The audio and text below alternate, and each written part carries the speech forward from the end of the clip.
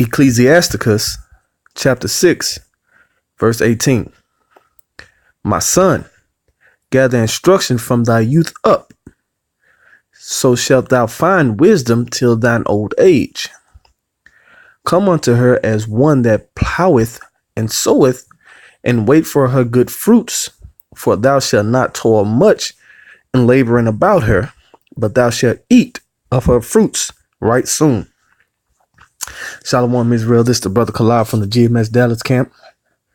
And first and foremost, I want to give all praises, honor, and glory to Yahweh by Hashem, Yahweh Shai. Again, call halal, Yahweh by Hashem, Yahweh Shai. Waha, Wacha Kwadash, Barakatham. Double honors to the apostles and elders of Great Millstone that do rule well. Peace and love to you brothers out there that are keeping this word of sincerity and truth. And to the free sisters that do listen. And blessings to the elect. The reason I want to bring out this verse, man, is because we are in high times right now, Aki. And to the brothers that are still in this thing, speaking to myself first and foremost, to the brothers, to us that are still in this thing, toiling and pushing this truth, man, I just want to encourage brothers to keep their hand on the plow, man, to keep pushing, man, to keep sowing seeds, because in this time, like, it's going to be people who come in and wanting to learn this knowledge, man. And we have to be also, teachers of this word as well. Like I always say, we're in the learning stage as well. But we, in the midst of all this, we have to be teachers also, because it's like we are expecting, a promise, man, because we know that Yahweh Bashim Yahweh Shah has promised us something, man, and to get that we have to glorify, Yahweh Bashim Yahweh Shah, so that he can glorify us, man. He can raise us up in that day, And it's not a time to take your hand off the plow. It's not a time to look back, like this is, bro, we are in dire times right now, man. This is like the elder Yahshua always said, we're in the worst case scenario. Like, man, it's only going to get worse. So our job is to keep pushing, man. This is not a time to slack, man. Like I said, I'm speaking to myself as well, because it's just like trying out for a team, any kind of team, man. You don't want to go through all that summer training, man, and those tour days and stuff like that, man, to get to a game where it's tough, man. It's on the line. It's 28-0 in the fourth quarter. You know what I'm saying? You only got a few minutes left, man. You did not do all that to give up right at the end and say, you know what, they got it, because the coach is going to put somebody else in and they're going to excel, man, because they've been waiting on this chance, man, So what we have to do is keep going, man, because Yahweh Bashim Yahweh Shai, Lord willing, with those men promise us the victory, man. All we got to do is keep fighting. That's all he asks, to keep fighting, man. To honor the law, statutes, commandments, man. And that's all we got to do to get this victory, man. So you don't want to give your spot up to nobody else. And if it's the Lord will, let it be. But continue to fight, man. And this is what this is for, man. Without further ado, I'm going to jump straight into the scriptures, man. My son, gather information from thy youth up, so shalt thou find wisdom to thy old age, man. And we are young men, man. Some of us are older than others, but according to Yahweh Shemel Shopper, we are young, man. So whether you came in this truth at 17 or at 30, you are young. And until the day of the Lord's return, man, we are babes. We all of us babes. Of course, the apostles and others have been toiling in this thing for many years, but to Yahweh Bashim Yahweh Shai, we all are babes, man. We're children of the Most High, right? So we have to gather up that instruction from the youth, man. From the youth up, it said, and shall thou find wisdom in thy old age, man. The more that we grow in this thing, man, we'll find wisdom, man. The more that we grow, the more that we study, the more that we learn, the more that we, learn from the apostles and elders of Great Millstone down, man. We will require their youth. I mean, that Salakia, not their youth, but their wisdom, until our old age, man, until it's time to depart from this place, man. Like I said, whether you came in at 17 or 30, man, you know, come unto her as one that ploweth and soweth, and wait for her good fruits. For thou shalt not toil much in the laboring about her, but thou shalt eat of her fruits right soon.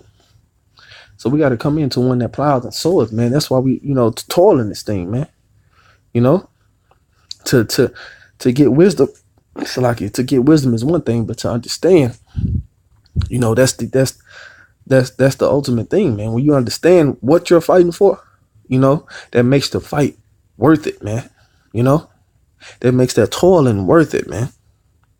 So when it's time to for the harvest and you gathering your harvest, your fruits, that makes that fruit more sweet, that makes that harvest more ripe. When you understand what you're doing it for, man, that makes it all worth it in the end, man. You don't want, like I said, you don't want to toil for something, man. And right at the end, you say, you know what, man, I'm tired. Like I give up. No, man. Like when you down to your last breath, when you down to that last inch, that last push, man, that supposed to push you harder, man. When the reward, bro. You like I said, within sports, you down. That's the championship game, bro. It's down to the last minute. You down by a score, man. And these dudes been hammering at you all game. They've been hammering at y'all. They've been doing what it takes for them to win as well. So you can't right then. You can't say, well, like, man, we might not get. No. Like, that's why we say we are the hopeful elect, man, because we hoping for this, man. We hoping to be first partakers of the fruit, man. Like I said, the adversary is coming down with much wrath because he has such a short time, bro. You see how hard he fighting? You should be willing to go that extra mile, man, for Yahweh Bashim Yahushua. You should be willing to do it. Go that extra mile, man. Stay for that. Go if you have to go into overtime, go into overtime, man. Take that OT. But do it for the glorify Yahweh Bashim Yahushua, man. That's what it's all about right now. That when the kingdom comes, man, and you're first partakers of the fruit, man, you see, you realize how much that fight was worth it, man. You're like, man, this is what I was doing that for, man. Like when you win that championship game, man, you see when you get that trophy, man, when you get the title over the state, to know that, hey, man, we brought a championship back home, like that parade that they have when y'all win that championship, man, it was all worth it in the end, man. It's the same thing with y'all Bashim Yahushua, man. It's gonna be all worth it, man, to rule righteously in the kingdom, man. In the end, it's gonna be all worth it. I'm gonna pull up a few more verses, man. So I keep my phone a little slow, man. This is Proverbs chapter 20, verse 4. The sluggard would not plow by reasons of the cold. Therefore he shall beg in the harvest and have nothing. We know plenty of people, not calling them names, but we know plenty of people that don't, preach the word in season and out of season, because when you plow, you plant, you tilling the ground for the plant seeds, right? You getting that ground ready for to plant those seeds, and when you do that, man, you letting you're doing that for to have that seed to grow, you know what I'm saying, so it can bear fruit, and you have to do that in season and out of season, man. You just can't leave the ground unplowed. You can't leave it untilled. We are the Lord's husbandry, man. We are the ones that plant those seeds, man. Lord willing, we're those men, So, and then said that a sluggard would not plow by reasons of the cold. Oh, it's cold out, man. I'm gonna wait till it warm up a little bit, just to do. You don't know if that warm weather will come. You never know, man. So you got to get in the dirt and do it then, man. It said, therefore he shall beg in the harvest. So when it's come time to pluck their fruit from the trees or to pluck their harvest from the ground, man, he won't have nothing, man. So he's going to beg. And that goes spiritually too, because if you don't if you don't sow this seed, man, I mean the seed, which is seed is the word, you know, in season and out of season, when it comes time to eat, you won't have nothing, man. Your spirit's gonna hunger, bro. You're gonna really want for spiritual food, man, and you're gonna have nothing, you know. And that's why we here at Great Millstone do that, man, in season, not a season, man. You know, because the Lord is not slack concerning His promise, so we should be not slack. You know what I'm saying, on following the law, statutes, commandments, man. Law, statutes, and commandments. We shouldn't slack on that either, man. But He's not slack on concerning His promise. When the time comes for the elect to get their, you know what I'm saying, their just desserts, or their just due, you know, the Lord is going to give it to them. If Lord willing, we're those men, we're going to get it. You know, but if we wasn't doing what He asked us to do, man, you know, it's obviously, you know what's going to happen. You know, and us being in the know, that should make us fight a little more, man. You know, a few more verses, man, just a few.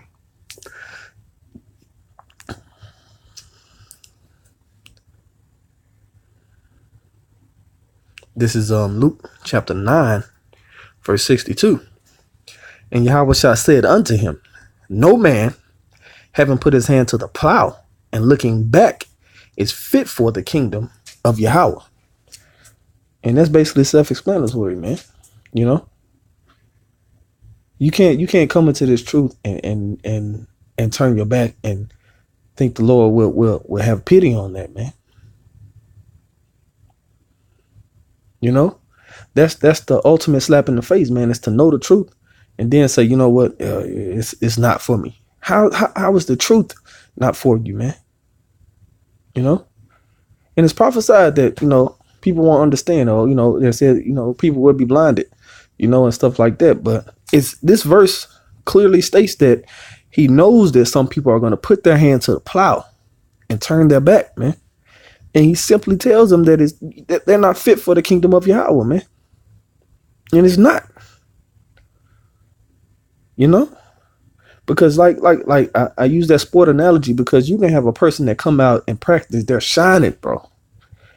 I'm talking about shining, man, giving it the 110%, you know. As soon as that week of practice is over, you know, they just decide that football is not for them, man. And the coach that made them the captain of the team, you know, the star running back, or whatever the case may be, whatever position he may play, and he just decided it's not for him. And then he go on and to see when that championship time come, and they and that team, you know, is wielding that trophy high in the sky, and he's like, man, you know, I should have stayed on the team. And that's how some people are going to be when Lord willing, we those men, when Yahweh Shem Shah beam us up, man. They'll be like, man, like that it really was the truth. But some of us are so caught up in the pleasures of the flesh that they don't realize that like this is the actual truth. Because like I said, the Lord has blinded them. You know, it's Yahweh Shem Shah has blinded them. But you know, some of us are really caught up in the flesh, man. Caught up in our own selves, not to see that the promise of Yahweh Shem Shah is way more better than the promises of the world, man. You know? So to go back into the world, man, you're not fit for the kingdom, man. Because you said that the world has more to offer than the kingdom. That's what your mindset is. That you said that, man, the world has more to offer me than the kingdom of Yahweh Shem Shah. That's why you put your hand to the plow and look back. Because your flesh overcame your spirit, man. You're supposed to overcome the world as the Lord has. You know? One more verse, man.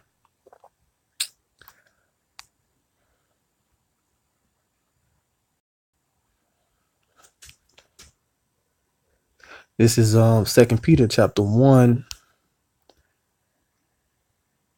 I'm gonna start at verse 9. But he that lacketh these things is blind, and cannot see afar off, and have forgotten that he was purged from his old sins. Wherefore the rather, brethren, give diligence to make your calling and election sure. For if ye do these things, ye shall never fall. Salaki. And that's what we're fighting for, man. Because you see, he said that they lack these things. Matter of fact, I'm gonna read up. I'm gonna start at 5.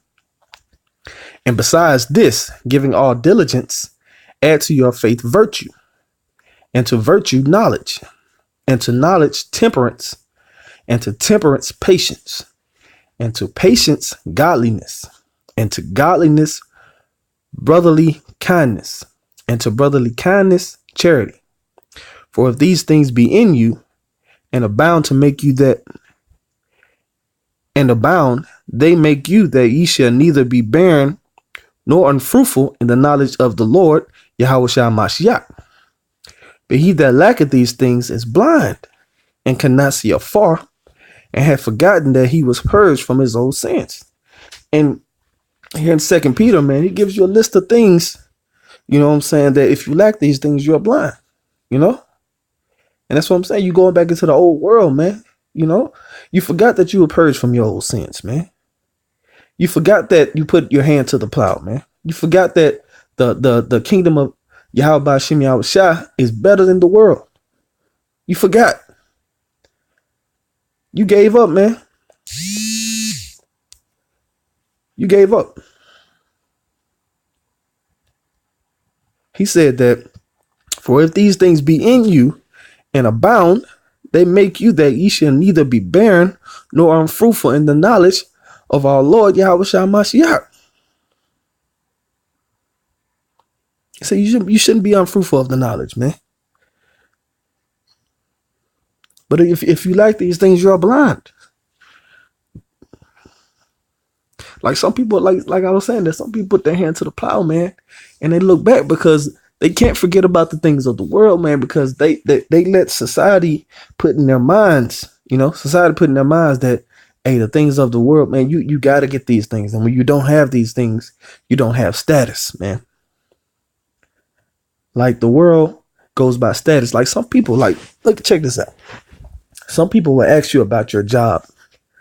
You know what I'm saying? Just so they can see how much respect they should give you, man. Oh, so where do you work? You tell them, oh man, well, I'm a janitor, man. I'm a sanitation engineer,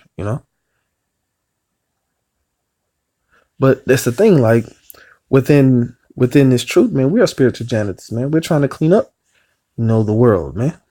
But they'll look at it as like, oh, you clean trash. But like even in the world, though, these luxury buildings that you go in, man, the places to eat, places to shop, places to just lounge around, man. A janitor has to keep this building clean, man. He has one of the most important jobs, because if you came back to a place where it was dirty, you probably wouldn't come back, man.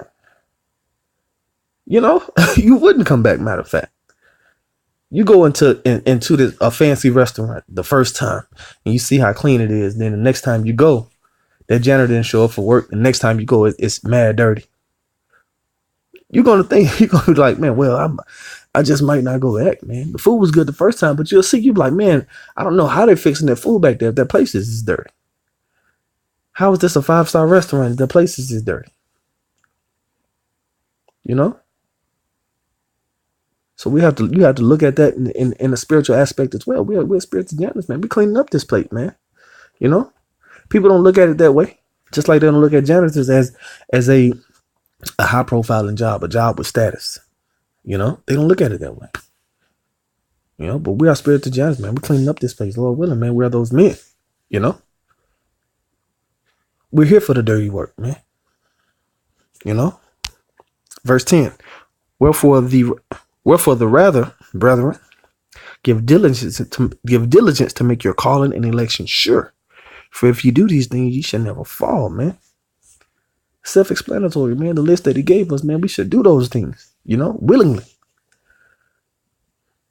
And if we do, we'll never fall. In a fleshly aspect, yes, man. You got to suffer as Yahweh did, man. You're going to have ups and downs, bro. Those trials and tribulations, man. But that what makes plowing the soil for to plant those seeds so worth it, man, because you know the reward, man. You go to work all week, toil at work, but when you get that paycheck, you see how much worth it you. Oh man, I see why you work so hard. You see why you work so hard, man. You pay your bills. You might have a little money to do something that you want to do with, but that's just like the kingdom, man. We're doing this, bro. We're doing this for when the time comes and when Yahweh send Yahweh shot back, man. We want to be seen doing good works, and when He crowned us to get that kingdom, be first partakers of the fruit, man. We gonna see why all this was worth it, man. You gonna see why your car broke down, why you lost that job, why you lost your girl, why you lost your child, why you lost your wife. All this stuff, man. No matter how horrible it looks, it's going to be all worth it, man, if we keep our hand on the plow. Keep doing what Yahweh Bashim Yahweh Shai asks, man. We got to continue to plant these seeds, man. So when the harvest time comes, man, we won't be hungry.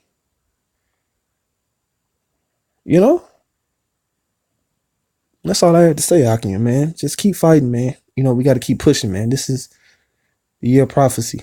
And, everything is coming into play right now, man. It's nothing to be lackadaisical about, man. We know what the promise is. We even know what we don't know how bad it's going to be, but we know that trouble is coming. Jacob's trouble is coming, man. So stick with it.